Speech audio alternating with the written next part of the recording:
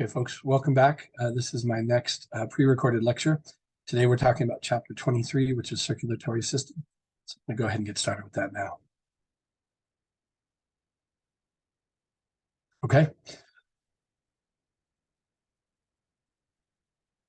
Okay, the last lecture was all about the heart, and so this one is going to be about blood vessels and circulation. And this image shows the veins associated with the right arm.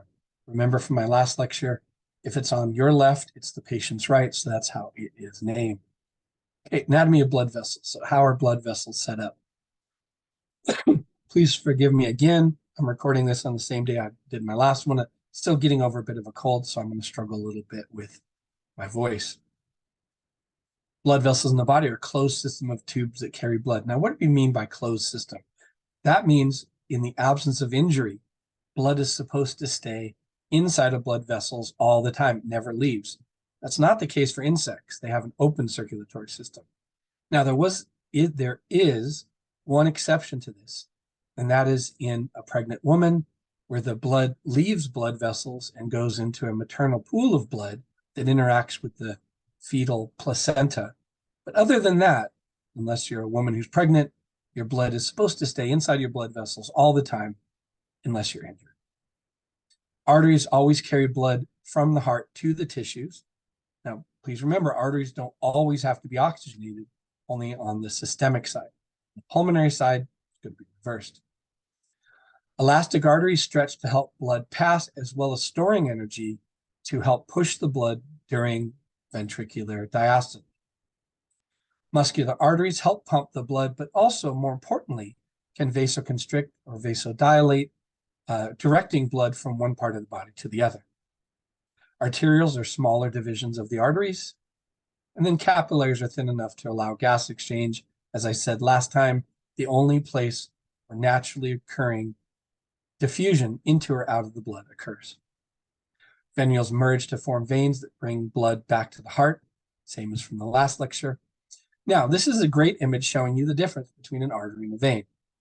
Now, what you don't want to ask is which one is bigger, because that's a very vague and not very helpful question.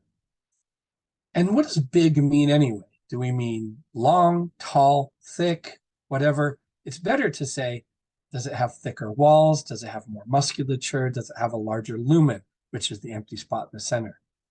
Now, in general, arteries are going to have thicker walls with smaller lumen, while veins have thinner walls with a larger lumen, and they have valves. And we'll talk about why veins have valves here in just a minute. So we're also looking here at the different layers. Tunica intima, or innermost. The endothelium makes up that, subendothelial layer, internal elastic lamina. We're going to talk about why is there elasticity there on this side, but not on this side, and the various different layers. Okay, arteries. They're thicker walled than veins, as I showed you. They always move blood away from the heart. They can assist in the pumping process, primarily due to elastic recoil. What are the different layers? We talked about the tunica interna or intima. These could both be correct answers. It's the innermost layer of a blood vessel wall, composed of an endothelial and subendothelial layer. Tunica media, which means middle, it's the middle layer of the vessel wall. It's composed circularly arranged layers of smooth muscle cells. This allows, vasoconstriction or narrowing of the blood vessel lumen, or alternatively, vasodilation if those muscle cells relax, as you see there. There's circular, smooth muscle and elastic fibers that you would find in the tunica media. Now, the tunica external, or outermost layer, is composed of areolar connective tissue that contains elastic fibers and collagen fibers for strength and elasticity. It helps anchor the vessel to other tissues, surrounding tissues, so the blood vessels don't move around too much. Okay, elastic arteries, the largest of them. They're the largest diameter arteries, and they have lots of elastic fibers in the tunica media, which is the center. It helps propel the blood onward despite ventricular relaxation based on stretch and recoil, which represents a pressure reservoir. Now, how does that work? Well, think about the fact that you can jump higher on a trampoline than you can on the ground. The question is why? Well, let's think about a trampoline to start. When you jump off a trampoline and then land, some of the energy from that landing is stored in the springs and the fibers of the trampoline. So when you go to jump the second time, not only do you get the energy from your legs, some of the energy from the previous landing is returned to you. And that's why you can get going so high. You can keep adding energy from the previous landing to the current jump. Now, this is how aortic and elastic arteries work. When the blood leaves, in this case, the left ventricle, and goes into the aorta stretches out in the same way that a trampoline bends downward, storing potential energy. Then, when the semilunar valves close, instead of the blood going back into the ventricles, it gets propelled onward. What causes it to be propelled onward? Well, you've stretched out these elastic fibers, and during ventricular diastole, they squeeze back, close, pushing the blood on. So instead of having blood pumping only during ventricular systole, it also gets pushed during ventricular diastole because of the elastic recoil of those vessels. I'm trying to get my mouth in order today. Muscular arteries. They're medium-sized arteries with more muscle than elastic fibers found in the tunica media. They're capable of greater vasoconstriction and vasodilation to adjust the rate of flow because of the proportion of smooth muscle there. Walls are relatively thick. They're called distributing arteries because they direct blood flow. Now, what are we talking about here? We mean that if you want more blood to go to your heart or your digestive system or wherever, these are the arteries that are going to be doing it. So if they vasodilate, open up, more blood comes through to that area. If they vasoconstrict, narrow, less blood goes through. So they distribute where the blood goes based on need. So for example, if you're resting after a meal, you'd have lots of blood flowing to your digestive organs. And if you're exercising, more blood going to your muscles, lungs, heart, and brain. More about muscular arteries.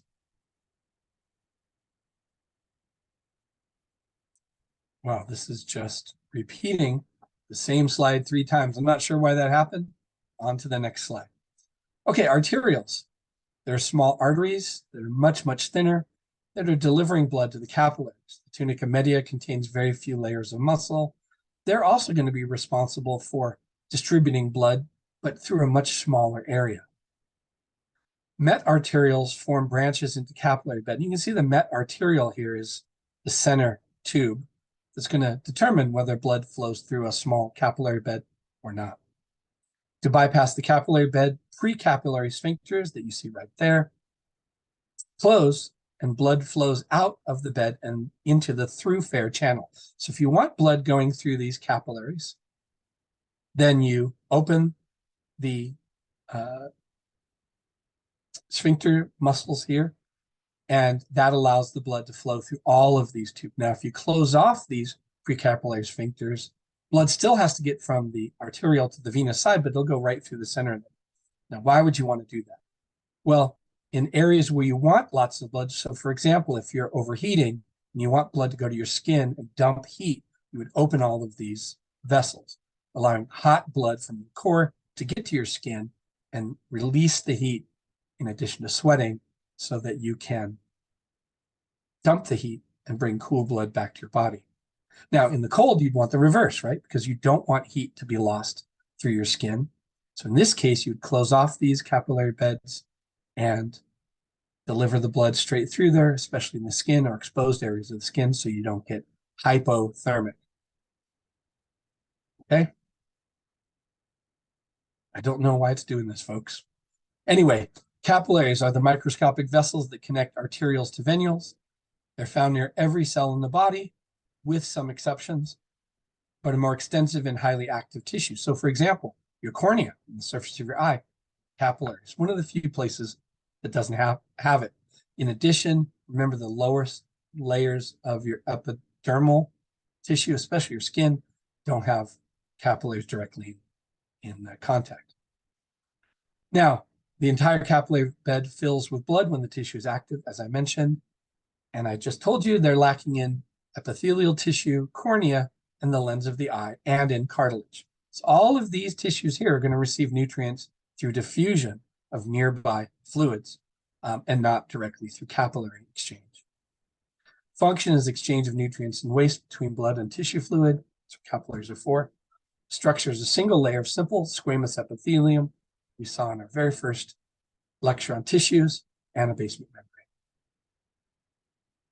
Okay, this shows you the different kinds of capillaries. Continuous capillary, very little leakage. Fenestrated capillaries, small holes that allow some fluid through. And then sinusoid, allowing lots of fluid to leak. Okay, venules. They're small veins that connect blood from the capillaries. The tunica media contains only few smooth muscle cells and scattered fibroblasts. Fibroblasts produce fiber. The very porous endothelium allows for escape of many phagocytic white blood cells. So this is how white blood cells exit your blood system to fight infection. Now, why put this on the venous side? It's because there's lower pressure on the venous side. And if there's going to be holes, you want it where there's less leakage. Venules that approach the size of veins more closely resemble the structure of a vein. So please note, when we're looking at pipes in a house, you have a 2-inch pipe and it's going to connect to a 1-inch pipe. And there's a really clear difference between the 2-inch pipe and the 1-inch pipe because they're connected together. In the body, there's a tapering. So the difference between a large venule and a small vein is going to be almost unrecognizable. And as a matter of fact, they only change names officially when there's a branch. So I believe there's a test question that says, is there a clear difference between a large venule and a small vein? The answer is no, there isn't a clear difference. So note that, and remember, it's likely to come up on the test. Weird. Okay, veins. They have proportionally thinner walls than the same diameter artery. The tunica media has less muscle. They lack external and internal elastic lamina. So why are they so much thinner? Well, remember, arteries are going to be storing energy and snapping back to push the blood. On the venous side, that's not going to happen because there is no obvious change in blood pressure that you would see between ventricular systole and diastole. So in this case, the blood's just flowing through at a much lower pressure. Now, because there's a lower pressure, you do need valves. The valves help ensure one-way flow of blood, so from low to high here. And then if the blood tries to go back the way it came, the valves close. In the same way the valves work in the heart, maintaining one-way flow from low to high here. Let's say this is in your legs. You want to make sure the blood's making it from your feet to your legs, to your abdomen, back to your heart. Now, they are still adaptable to variations in volume and pressure. They can contract. The valves are thin folds of the tunica interna designed to prevent backflow to make sure the blood is constantly moving back towards the heart. The venous sinus has no muscle at all. We saw that on the posterior surface, the base of the heart. Coronary sinus. Dural venous sinus we're going to be looking at when we look at the brain. Okay, varicose veins. Not very pretty, and they're not comfortable either. But what causes them? They're twisted, dilated, superficial veins caused by leaky venous valves. This can often happen with older people, smokers, people who spend a lot of time on their feet. Congenital or mechanically stressed from prolonged standing or pregnancy. I'm going to talk a little bit later on about why pregnancy can cause varicose veins and why it can cause inflammation of the tissues. It allows backflow and pooling of the blood. The extra pressure forces fluids into the surrounding tissue, causing it to become edemic or inflamed and tender, painful. Deeper veins are not susceptible to this because supportive surrounding muscle tissues. In addition, as we get older, our skin becomes thinner, less support for those superficial veins. Anastomoses. I mentioned this in the previous lecture. It's the union of two or more arteries supplying the same body region. Blockage of only one pathway has no effect. So you find this underneath the brain. Again, very important that blood get to the brain and the coronary circulation of the heart. Alternate route of blood through an anastomosis is called collateral circulation and can occur in veins and venules as well. This is important to the skin. If you're putting pressure on the skin, you still want the blood to be able to make it back to the heart. So you find it in the skin quite a bit to allow some pressure. Okay, now this is a surprise to most of my students. Where is most of the blood in your body? Most people would guess it's in your arteries because it's moving so quickly and it's under pressure. But check this out. Only 15% of all the blood in your body in a normal situation is in your systemic arteries and arterioles. Primarily, the blood is found in the systemic veins and venules. And this is what represents what is called a blood reservoir. If you ask the question, what does a reservoir do? Most reservoirs hold water. Why do we put water there? In case we need them in an emergency. If there's no rain, we need a lot of water for whatever reason. And you have that reservoir in your body. That's the blood that's found in your veins and venules. Now, when would you ever use it? Well, think about this. When you donate a pint of blood to a mobile donation situation or at a hospital, your blood pressure doesn't drop. The question is, why is that? You've just lost a big chunk of blood. Why doesn't your blood pressure drop? It's because some of the blood from this area here that I'm pointing out gets moved over to the systemic side, maintaining measurable blood pressure. Now remember, the only blood pressure we measure is the systemic side. So if you move some of the blood over here, then you've stabilized blood pressure. How does it do that?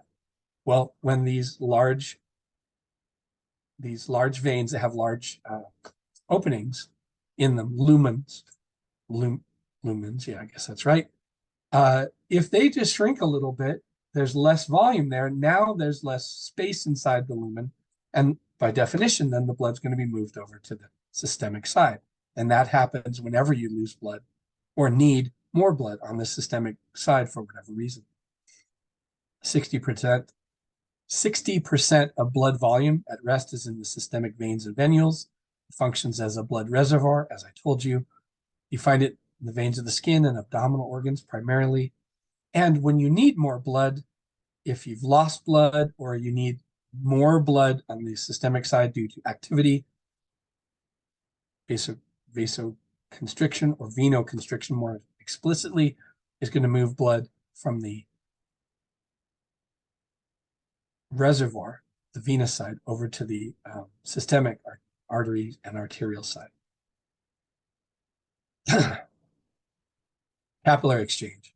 It's the movement of materials in and out of a capillary due to diffusion. Well, this is part of how it moves. In physiology, we talk a little bit about bulk flow. So if you do take my physiology class, I'll talk to you about bulk flow and why that's a way that your body cheats this diffusion mechanism. Substances move down a concentration gradient from high concentration to low. All plasma solutes except large plasma proteins pass freely across the membrane. The blood-brain barrier does not allow diffusion of water-soluble materials, so the only materials that get into your brain are those that get past the blood-brain barrier.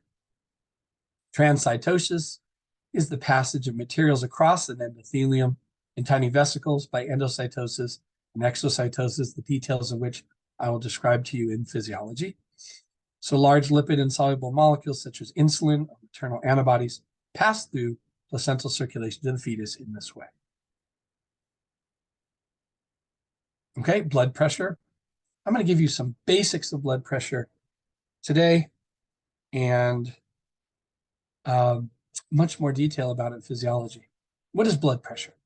It's pressure exerted by blood on walls of a vessel caused by contraction of the ventricles, ventricular systole. It's the highest in the aorta because it's directly adjacent to the left ventricle, which has the greatest force. 120 millimeters of mercury during systole and 80 during diastole. This is considered normal, although these numbers have been adjusted a little bit lately. Traditionally, these were the normal numbers. If heart rate increases, or cardiac output increases, then blood pressure is going to rise. Pressure falls steadily in the systemic circulation with distance from the left ventricle. It's not really steady. If you notice, in the arterioles is the place where it's going to drop off the greatest. That's due to a greater bifurcation or splitting and greater cross-sectional area.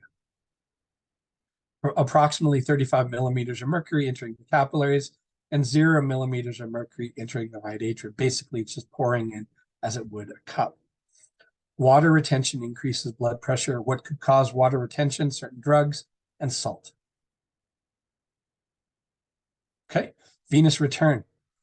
The volume of blood flowing back to the heart from the systemic veins is called venous return. And it depends on the pressure difference from the venules to the right atrium. So 16 to 0 means that blood is going to flow from a higher pressure, 16 to 0.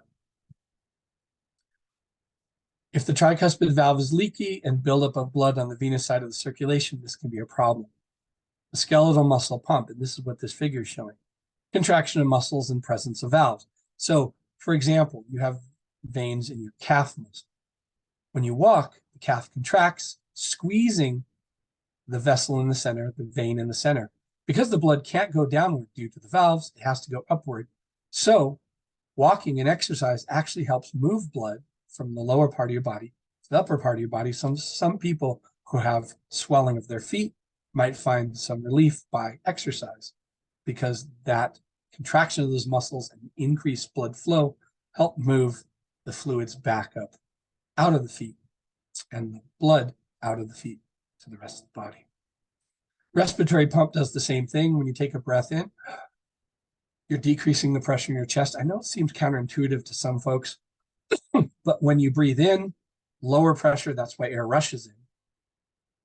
And at the same time air is rushing in, blood is rushing in, especially from the lower body. And when you breathe out, you're increasing pressure, hence the air leaving your lungs, and that pushes the blood away from your chest.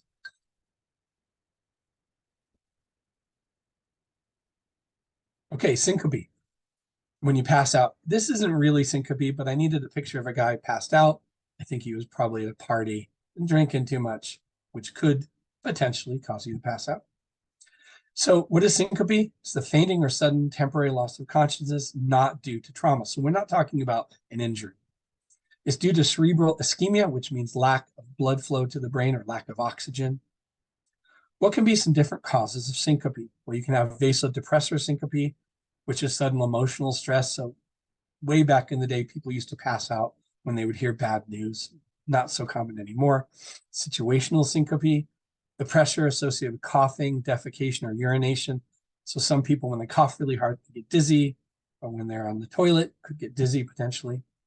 You can get drug-induced syncope. Some antihypertensives, they're going to lower blood pressure.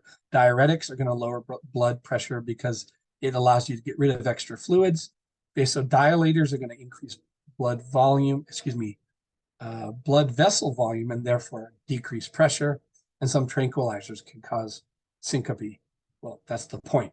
Some tranquilizers are there to get you to pass out, especially if you're an animal. And then orthostatic hypertension, decrease in blood pressure upon standing. Now, if you've ever been sitting in a bathtub, stand up really quickly, sometimes you get lightheaded. That's because blood is a liquid and it wants to go downhill. Your body has a mechanism for preventing that, but still could happen. And it would be really embarrassing to drown in 2 or 3 inches of bath water. So be careful when you stand up. Make sure you don't pass out. Shock and homeostasis. Shock is the failure of cardiovascular system to deliver enough oxygen and nutrients to the tissues, especially the heart and the brain. Inadequate perfusion, that means an inadequate blood flow through tissues. Cells are forced to switch to anaerobic respiration, so you feel a burn when that happens. Lactic acid builds up, again, hence the burn. Cells and tissues become damaged and die. What are some signs and symptoms of shock? Rapid resting heart rate. Now, you might be a little confused by this. Well, the sympathetic nervous system kicks in when you are in danger. And so you would find a patient with high heart rate, even though the blood pressure might be low. A weak, rapid pulse due to reduced cardiac output and fast heart rate, because, again, the sympathetic nervous system is going to try to get your blood flow up so that you can escape this danger. Clammy, cool skin due to cutaneous vasoconstriction. So the blood vessels are going to constrict, moving blood to the center of your body where you need it, and yet you still might be sweating because the sympathetic nervous system does stimulate the sweat ducts and sweat glands to deliver sweat to the surface of the skin, again, assuming that you're escaping, running away from this danger. So often people in the shock need to be kept warm, even in what you might not consider a cold situation, because of the combination of vasoconstriction and sweating. So you see sweating sympathetic can make somebody become hypothermic even on what might seem a fairly warm day. Altered mental state due to cerebral ischemia. Somebody might not be able to answer questions well. Reduced urine formation due to the kidneys shutting down temporarily. People who are in shock might get thirsty, but you don't want to give them water when they're thirsty because sometimes they can vomit and they can aspirate the water and drown.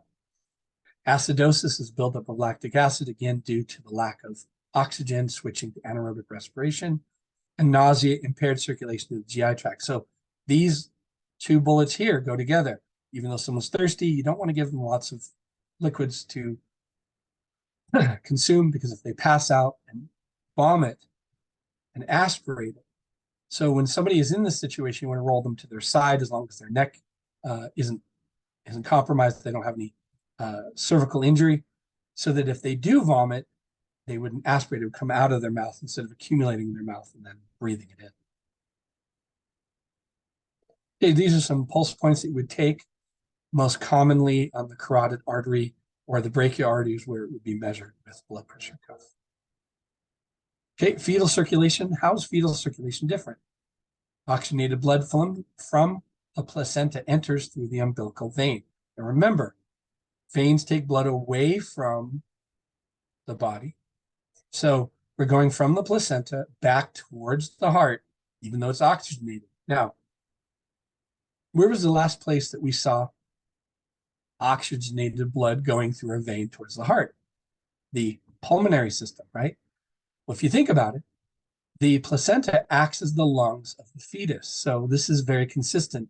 So really, anything associated with the umbilical artery and vein is going to be the same as the pulmonary artery and vein, whereas arteries will have low oxygen, veins will have high oxygen, because the job of the placenta is to oxygenate the blood leaving that's left the fetus and send back oxygenated blood through the veins. Blood is shunted away from the liver. Why? Because the liver isn't necessary. The mother's body does the job of the liver. And directly towards the inferior vena cava through the ductus venosus. This is something that I could have shown you on the image of the heart, but it is a way to bypass the lungs. The ductus venosus helps bypass the lungs. Remember, you don't want blood in the fetus going to the lungs because the lungs have no function inside the mother's body. Oxygenated blood in the ductus venosus mixes with deoxygenated blood from the inferior vena cava, and it all exits the baby's body out towards the placenta. Blood empties into the right atrium. Most of the blood is shunted to the left atrium via the foramen ovale. I showed you that in a previous lecture. Blood flows into the left ventricle and out through the aorta. The key is you want all of fetal blood leaving through the aorta, because then it has to go out through the umbilical arteries to be oxygenated and provided with nutrients and get rid of the waste.